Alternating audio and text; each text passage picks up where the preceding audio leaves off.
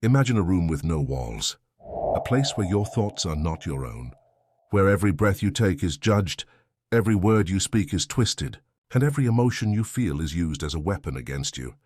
Now imagine escaping that room, not by walking out the front door, but by building an invisible fortress inside your own mind.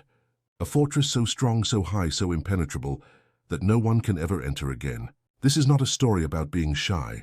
This is not a story about being introverted. This is a story about a specific kind of loner, the one born from trauma, the one who didn't choose solitude because they hated people, but because solitude was the only place where their nervous system finally stopped screaming. And here is the uncomfortable truth that most people will never tell you. Most of these trauma-born loners did not come from broken homes. They did not come from poverty. They did not come from neighborhoods where violence lived next door. They came from the homes of narcissists, the places that looked beautiful on the outside, the families that smiled for the cameras, the parents who bragged about their perfect children at dinner parties.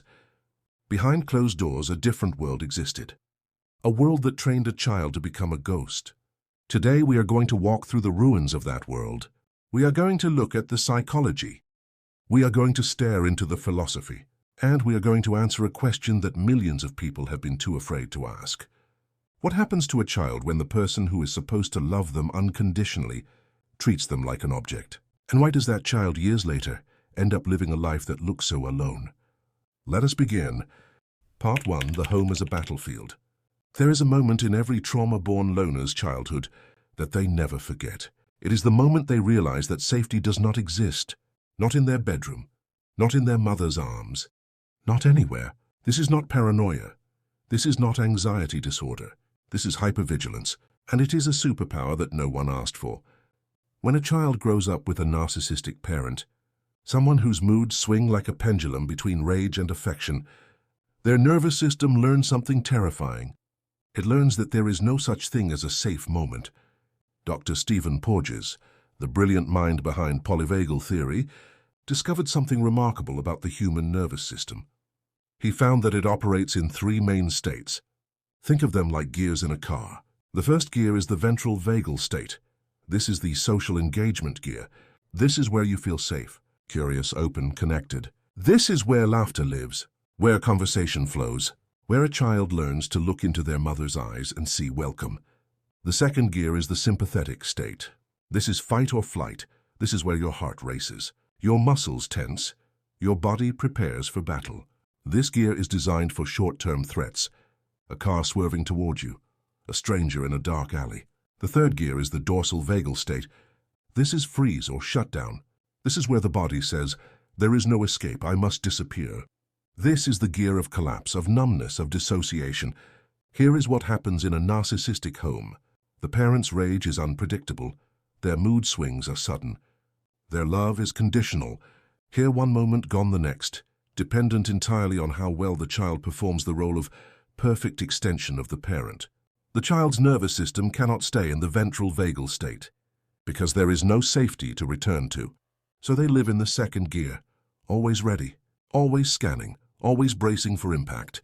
This is hypervigilance. It is exhausting beyond words. Survivors of chronic narcissistic abuse especially can face the challenge of attempting to address wounds that may be primarily psychological rather than physical, but just as damaging.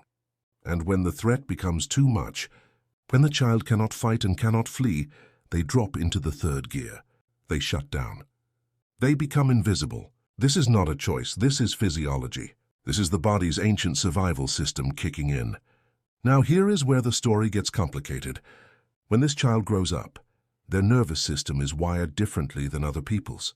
Social situations that seem normal to everyone else, a dinner party, a work meeting, a casual conversation, feel like threats. Because in a narcissistic home, every interaction was a potential trap. A smile could hide a future explosion. A compliment could be followed by humiliation. Kindness was often a tool used to extract compliance. They have retreated to the one place where a narcissist could never follow, the inside of their own mind. And once you have tasted that peace, once you have felt your nervous system finally stop screaming, you will do anything to protect it, even if that means building walls so high that no one can ever climb over them again, even if that means spending most of your life alone. Part 2. The collapse of trust. Let me ask you a question. When you look into a mirror, what do you see? Most people would say, I see myself. But here is something you might not know. The first mirror a child ever looks into is not made of glass. It is the face of their parent. Donald Winnicott, one of the most insightful psychoanalysts of the 20th century, called this the mirror role. He argued that a child develops a sense of self by seeing themselves reflected in their parent's face. When the parent smiles, the child learns, I am good. When the parent looks worried, the child learns, something is wrong. The parent's face tells the child who they are. Now imagine a narcissistic parent. What does their face reflect? Not the child's joy, not the child's sadness, not the child's authentic self at all. Instead, the narcissistic parent reflects back to the child what the parent wants to see. This is what Susan Caviller-Adler describes as the perverse form of mirroring, where the parent's grandiose mirroring creates an addiction to the narcissistic image of the parent within the child's psyche. In plain English, the child learns to become whatever the parent demands. Happy when the parent wants happiness, silent when the parent wants silence, successful when the parent wants bragging rights, invisible when the parent is in a rage. The child develops what Winnicott called a false self, a mask, a performance, a version of themselves that exists solely to manage the parent's emotional chaos. Other people's expectations can become of overriding importance, and the authentic self, the true self, gets buried deeper and deeper until the child barely remembers it exists. Here is the tragedy. This false self is not a lie that the child tells to the world. It is a lie that the child tells to themselves. They forget what they actually feel. They forget what they actually want. They forget who they actually are, because they have spent so many years being whoever the narcissist needed them to be. Becoming a loner is often the individual's attempt to protect the true self from further intrusion. It is an escape from the performance. Now let me introduce you to a philosopher who understood this dynamic better than most. Martin Buber wrote a book called I and Thou in 1923. In it, he distinguished between two ways of relating to other people. The first is I-thou. This is a genuine encounter between two authentic beings. I meet you as you are, you meet me as I am. There is no manipulation, no objectification, just two souls present with each other fully. The second is I-it. This is when we relate to another person as an object, a tool, a means to an end, someone to be used, controlled, or exploited for our own benefit. The I-it relationship treats the other as an object to be manipulated, controlled, or exploited. Narcissists live entirely in the I-it world. They do not see their children as separate human beings with their own needs, feelings, and dreams. They see their children as extensions of themselves, props, mirrors, sources of what psychologists call narcissistic supply, the admiration and attention they need to maintain their fragile ego. For the child who grows up in this world, every interaction feels like a transaction. Every conversation is a negotiation. Every moment of connection is actually a moment of consumption, where the narcissist takes what they need and leaves the child feeling emptier than before. Now here is what happens when this child becomes an adult. They have been objectified for so long that they can feel it happening in real time. They walk into a room and within seconds, before a single word is spoken, they know who is seeing them as a thou and who is seeing them as an it. This is not paranoia, this is hyper-attunement, a survival skill that was forged in the fires of childhood. But here is the cost. I-it interactions, which make up most of the casual social world, feel spiritually and existentially draining to them, because they have already spent a lifetime being treated as an object. And they are done.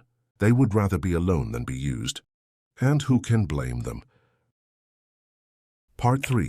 Emotional exhaustion. Let me paint you a picture.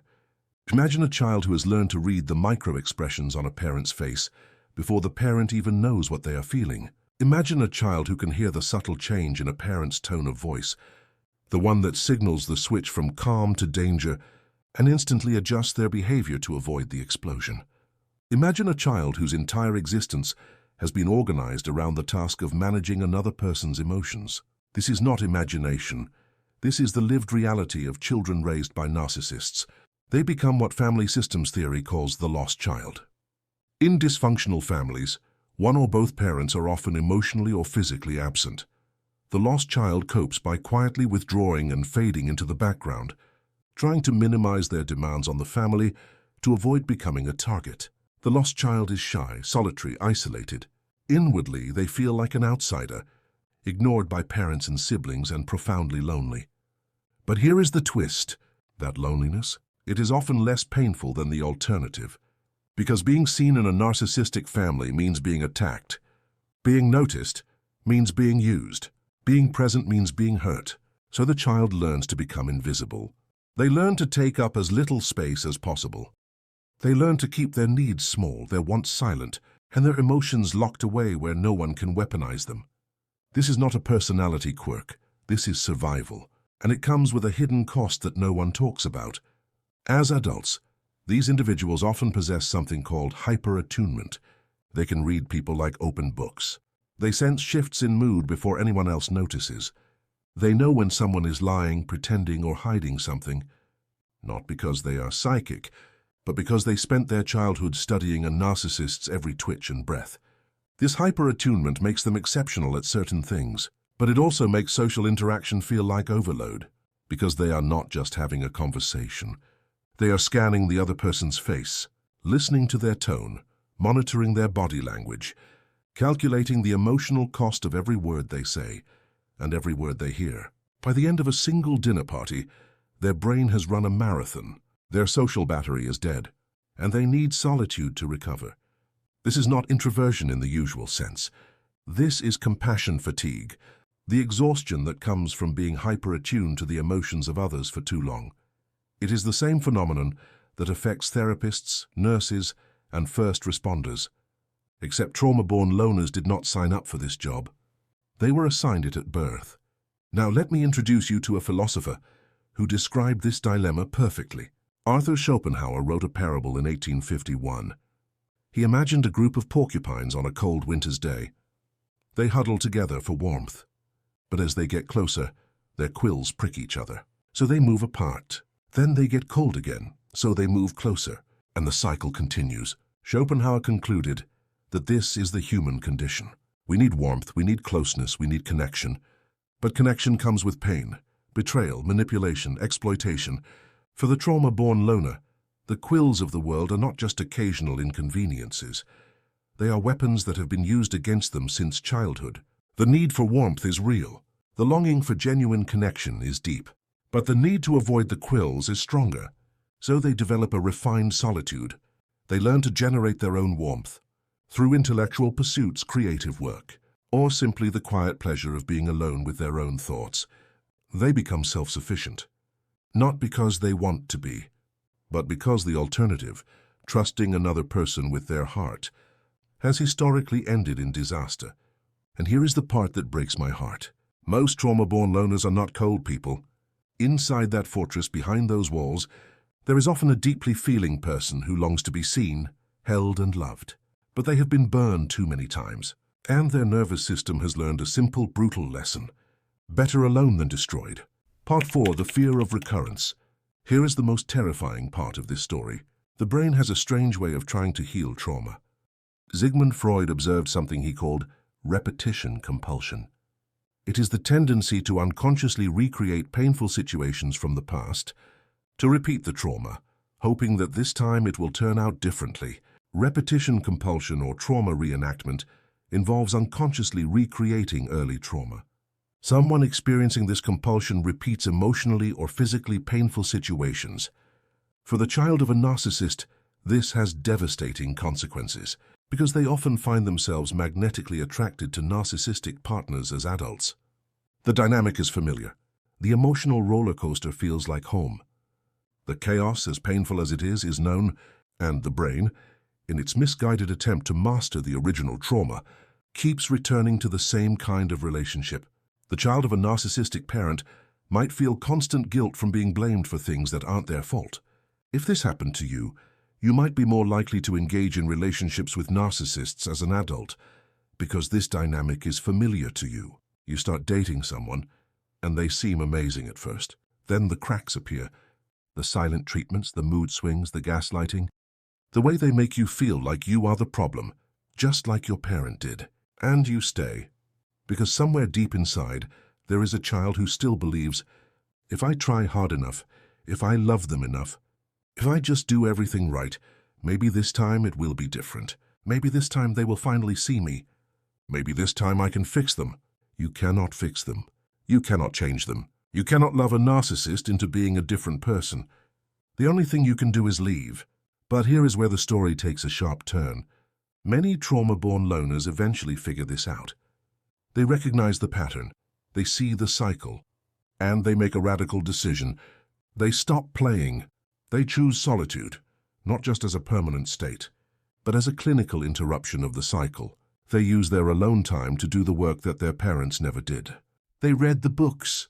They learn about attachment styles and nervous system regulation and boundaries.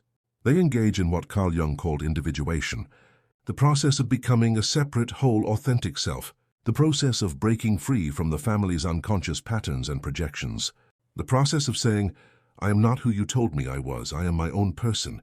This is the trauma-born loner's secret weapon. By stepping away from relationships, by choosing solitude intentionally, they create the space to heal. They learn to sit with their own discomfort, to feel their own emotions without numbing them, to hear their own voice without the constant noise of a narcissist's demands. And eventually, slowly, painfully, beautifully, they emerge, not as the same person who entered, but as someone new, someone who knows their worth, someone who can recognize a narcissist from a mile away, someone who will never again sacrifice their peace for someone else's approval. Jean-Paul Sartre wrote a play called No Exit. In it, 3 characters are trapped in a room together, and they realize that this is hell. Not fire and brimstone, but the inescapable gaze of other people, judging them, defining them, trapping them in a version of themselves that they cannot escape. Sartre's famous line is, hell is other people, but he did not mean that all people are hellish. He meant that when we are defined by the gaze of others, when our identity is constantly being shaped by how other people see us, we lose the ability to be our authentic selves. For the child of a narcissist, the gaze was always a judgment. Never a welcome, never an invitation, always a demand. Choosing to be a loner, especially during the healing process, is the existential choice to be the subject of your own life rather than the object of another's gaze. It is the decision to stop performing, to stop pretending, to stop being whoever other people want you to be, and to finally find out who you actually are. Let me tell you something that no one else will tell you. The trauma-born loner is not broken. They are not weak. They are not antisocial. They are not cold-hearted. They are survivors. They survived a childhood that would have shattered most people. They survived by building walls that kept them safe. They survived by learning to read the room before the danger arrived. They survived by becoming invisible when visibility meant vulnerability. And now, as adults, they are navigating a world that was never designed for people like them. A world that constantly tells them to open up and let people in and stop isolating yourself. A world that does not understand that opening up for someone with their history is not a simple act of bravery. It is a leap off a cliff. So yes, they are trauma-born loners, but their loneliness is not a failure. It is a strategy. It is the only strategy that has ever worked. And if you are one of these people, if you are reading this and feeling like someone finally sees you, I want you to know something.